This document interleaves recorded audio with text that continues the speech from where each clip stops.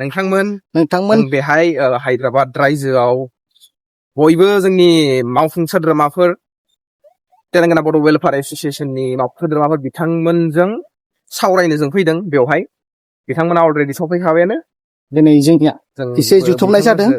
रायज्लायनोसै माखासे सावरायनाय खोथाफोर दङ बेहायनो जुदि बड'लेण्ड गेस्ट हाउस थायोबा बे अफिसियेल लेटार लिंहरनाय जादों बे लाइजामा माब्लाबाबो गोमाया लेटार नाम्बार बायदिसिना होलायनानै सिल स्टाम्प होलायनानै जुदि बायसान्स जुदि सरकारा गुबुन जायोब्लाबो उनावहाय जों बेखौ रिमाइन्डार हरनो हायो जों ओरै जोंनि गोनांथि जादों बेखौ सल्भ खालामनाय दासिमबो जायाखै मा सानदों होनना बेखौ ओरैबायदि जों लिरनाय जादोंमोन कि दाब दाब जायगानिफ्राय first medical second of education मेडिकेलाव फैयोब्ला बिराद खस्थ' जाफैयो आरो फ्रायानो सोरबा जेनेबा गोनांफ्राथ' मोजांसै मोजां जायगायाव थाफैनो हाबाय गैयैफ्रा एसे खस्थ' जायो रांनि माबायावहाय जुदि बड'लेण्ड गेस्ट हाउस थायोबा सेटेल जाजासिम रुम मोनसानजासिम आरो हायाबाबो बेनिफ्रायनो ट्रिटमेन्ट खालामनो हानाय मिनिमाम जों जुदि बिसिनिफ्राय माबा मोनसे लायोबाबो जेबो नङा सार लायाबासिनो ओरैनो हगारनो हायोबाथ' जोबोद मोजांसै मोनसे जाबाय फरायनो फैनाय सेंग्रा सिख्लाफोर जाय माने हस्टेल फेसिलिटि मोनसान्दि बा लजिं मोनसान्दि खस्थ' जायो पेरेन्टसजों फैनानै एडमिसन थाखाय बे मोनसे थामथियाव जाहैबाय हारिमुवारि कालसारेल जाय प्रग्राम खालामनो थाखाय जों स्टेट लेभेलनिफ्राय जोंनि हारिनिफ्राय फैनानै बिसोर गुबुन जायगायाव थानो गोनां जायो बिसोरनि जिरायनाय आरो प्रेक्टिस खालामनाय बे सुबिदा होनो हानाय जायो बे गेस्ट हाउस थायोबा आरो ब्रैथियाव जाहैबाय स्पर्ट्सनिफ्राबो जुदि मोजां पारफरमेन्स देखायनोब्ला प्रेक्टिसा बिराद गोनांथार जायो कालसारानो जा स्पर्ट्सआनो जा बेनिफ्राय मामोन माखासे बिदिनो आरो गासैखौबो नायनानै जों जेनेबा सरकारखौहाय बुंनाय जादों जे जाहाथे जोंनो बेखिनि माने अनसुंथाइजों लोगोसे फेसिलिटिसखौ एरेन्ज खालामनानै होयो जों ओरैबायदि बुंदों बेखौ कि सरकारा सरकारजों रायज्लायहरनानै सरकारनि हाखौ जोंनि नामावहाय एलटमेन्ट खालामनानै होना बेनिफ्राय माबाया मेन सर्स रांखान्थिया जेनेबा जोंनि होजोंनिफ्राय साननांगौ बिदि आरो दा इलेक्सननि समबो आं जोंथ' सानदोंमोन बे समावनो मोजांमोन आरो खायसे बिदि बुंनो हागौ कि उनाव नायनोसै बेखौ गोबावबो जानो हागौ मानो होनबा बे फिसा खामानि नङा बिराद गिदिर खामानि खौथि थाखानि खामानि आरो जों बिनायाबो खम बियाखै 15 बिगासो हा बिनाय जादों सरकारनि हानिफ्राय जेनेबा हमना ला बाइक बिबा गारि मा साइकेल मोननो होननाय बिदि आरो जेनेबा उनावहाय जों नायनोसै बेखौ सारमोना गेजेर गेजेर साननैसो थानानै रिमाइन्डार हरबानो जाबाय बा सोरजोंबा रायज्लायग्रो अरेलि सोरबा पिएफोरजोंबा एमएलएजोंबा एफनि जाय मोजां मोजां मानसि दङ दा गुरुत्व होनाय नेफादगिरियाबो नाम्बार बेसोरनो मोनहैखादों खिन्थु एनला लाइजामल' हरनानै जों सिरि थाबा जानाय नङा एसे रायखांदेरनांगोन जोंनिखौबो एसे नायहरदोलै सम दिहुनदोलै बिदि आरोना रिमाइन्डारथ' हरखानांगोन जों अफिसियेलि बेबो सिनाखि मानाखि थायोना सोरबा जेनेबा पलिटिकेल ग्रुपाव गिदिंफाग्रा बिसोरखौ एसे बुंदेरनानै जोंनिखौ एसे रायखांना होदोलै ओरै लाइजामफोर हरदोंमोन जों होननानै बे मोनसे बेनिफ्राय आरो बेनोसै आंनिफ्राय एसएफपि दाथारनांगौ केस जुदि लायोब्ला जों माबायदिखौ लानांगौ डाइरेक्ट लानाङा सोंना नायग्रो रायजोफोरनाव बेनिफ्राय बे पानिशमेन्ट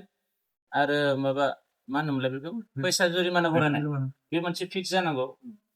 फिक्स जायाबाबो जायो केसखौ नायनानै माबायदि हेन्डेल खालामनांगौ ओमफ्राय खरस बायदिसिनाखौ लानानै बेखौ माबानाय जायो मेनलि आरो मोनसे मोजां फोसावथाय मोनबावदोंमोन जोङो गुबुन जायगायावहाय जुदि सोरबाफोर बिदि साख्रि मावनानै थाफैनाय सुबुंफोरा हरखाब माबा मोनसे जाथाय जानानै बा बेमार जानानै जिउ खहा जायोब्ला बेखौ स्टेट गभर्नमेन्टआ खरस खालामो बेखौ जोङो लोगोसेनो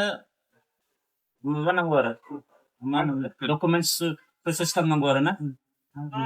हरखाबथ' जानाय नङा हरखाब जानाय नङा बेखौ जों सल्भ खालामनानै हरग्रोनांगौबा खिन्थु डकुमेन्टस प्रसेसा जानांगौ आरो ओमफ्राय हेफाजाब होलाय बयबो मिथिगौ आंबो जों बयबो मिथिगौ समनि आंखाल बयबो टाइम बाय टाइम बांसिनानो गामियाव 12 घन्टानि डिउटियानो खोमा आरो फैसानि थाखाय फैदों फैसाखौथ' एसे माबाखानांगोन डिउटि गारनो हानाय नङा आरो जेनेबा गिदिर बिबानगिरिफ्राबो हरखाब रागा जों दा हमना ला बे फंबायखौनो लिंहरबाय सार आं दिनै थांनो हाथ'नाय नंला होननानै रागा जागोन आरो ना गुबुनखौ लें सार आं नोंखौ दाख्लैबो लेंदोंमोन मानो फैयासै बेफोरबायदि नङा आरो बे सम माबाजों डिउटिजों गोरोबलायोबा बयबो माने हेफाजाब होलायनायखौ आं लुबैयो आरो बाखि आंबो नाजाबाय थागोन ओंखारनो बाराथ' साइडनि थानाय बायदि हानाय नङा खोमा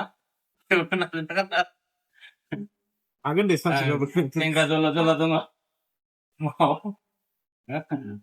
दे जाबाय आं बेखौनो बुंबाय मोनसे खोथाया जाहैबाय फार्स्ट खोथाया जाहैबाय कि जों दा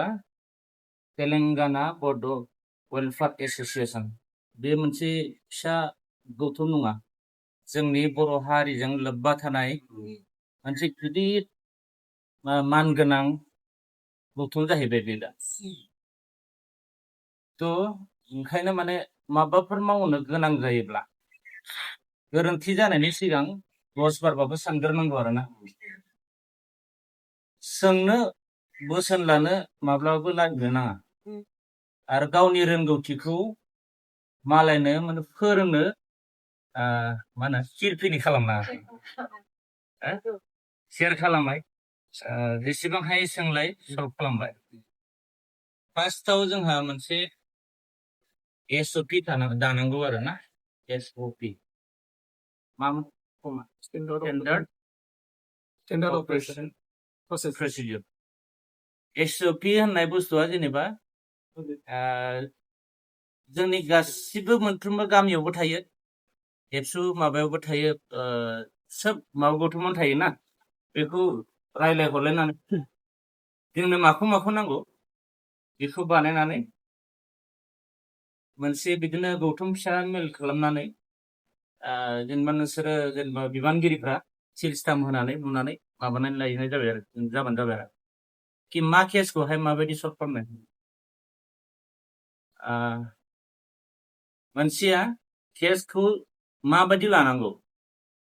केसखौ लानो थाखाय एक्सुवेलि जों ओरैनो बुङो ना प्रसासन दङ होननानै पुलिस दङ बा सोर जाय जेनेबा सल्भ खालामो कर्ट उकिल बायदिसिना दङ बेफोरखौ लानानै बेफोरखौ नायनानै जों जायखौ हागोन बायदि बेखौल' ला फार्स्टआव माबायदि लानांगौ कि माब्लाबाबो बिना रिटेननि केस आखायाव लानो नाङा सोरबा जुदि केस होदोंब्ला माबा मोनसे हेल्प लुबैदोंब्ला बेनिफ्राय फाक्का लिरनानै ला डिटेल्स एप्लिकेसन लिरनानै ला आरो ना बेनिफ्राय मेन मोनसे खोथा आं गिबाय दङ बर'फ्रा एसे गुदुं थैनि मेन हेन्डलिं माब्लाबाबो गोरोन्थियाव दाखालाम माने बुनो नाङा आरो ना रावखौबो जेसे हायो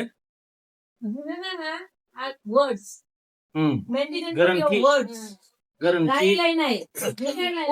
गाज्रि राव माब्लाबाबो very true आं खायबा माने hot blooded मानसिफोरखौ नुबाय माने this is not the way to talk माने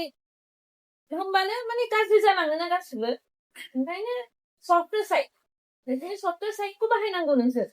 softer साइडखौ बाहायबासो नोंसिनि माबाया ओंखारगोन ना I can deal with it नोंसोर जुदि आं बिदि एकदम बर' आं बिदि होननानै रावबो रायलायनाय नङा होनबा मोजां बेफोर बबेनिफ्राय लालायनाय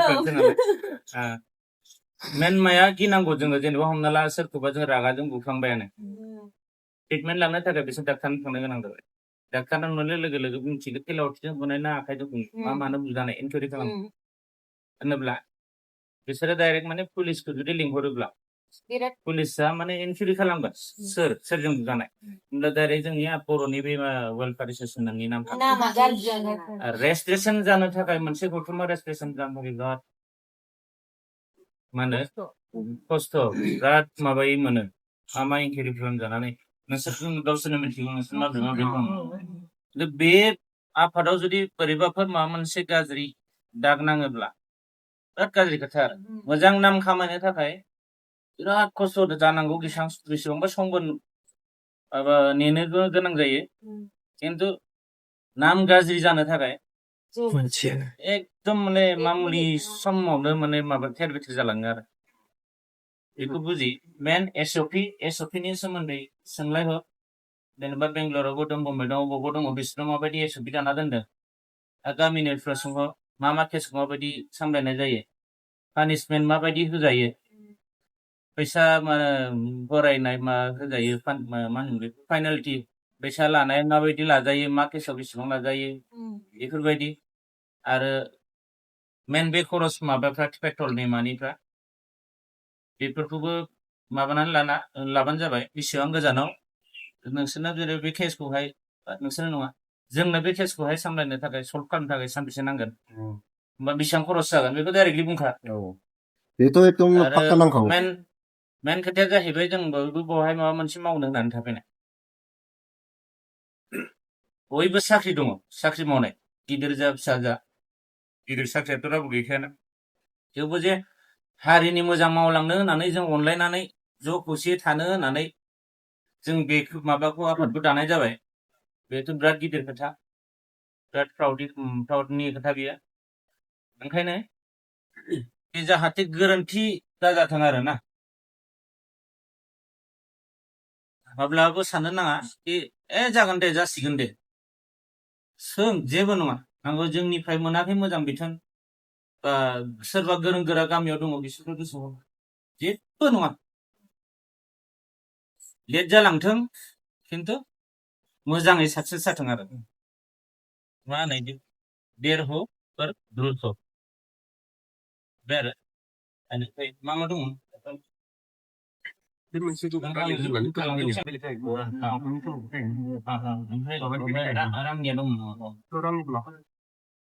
आंनि बायदिब्ला बेखौनो बुंनो सानोदि केसा फैबाय थागोन थांबाय थागोन जोंनाव अनेक केस फैगोन अनेक खामानि मावनांगौ थागोन जा खामानिखौ जों मावथावना बेखौसो जों मावनांगोन मानो होनबा केसा जोङो प्रेक्टिकेलबासो जोङो आरो न'खरनिफ्राय जों मोजां पारमिसन मोनबासो मोजां सावरायलायनानै जोङो बेखौ जोङो एक्सेप्ट खालामनो हागोन नङाबा जोङो डाइरेक्टलि बेखौ एक्सेप्ट खालामनाया बे केसाव बारसोमनायाबो जोंनि थाखाय एसे गोब्राब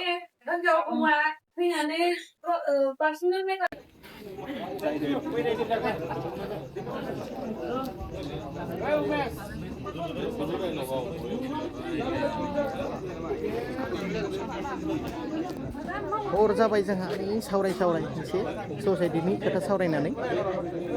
बेनि एसे नोंथांमोना नायलांदो ब्लगखौ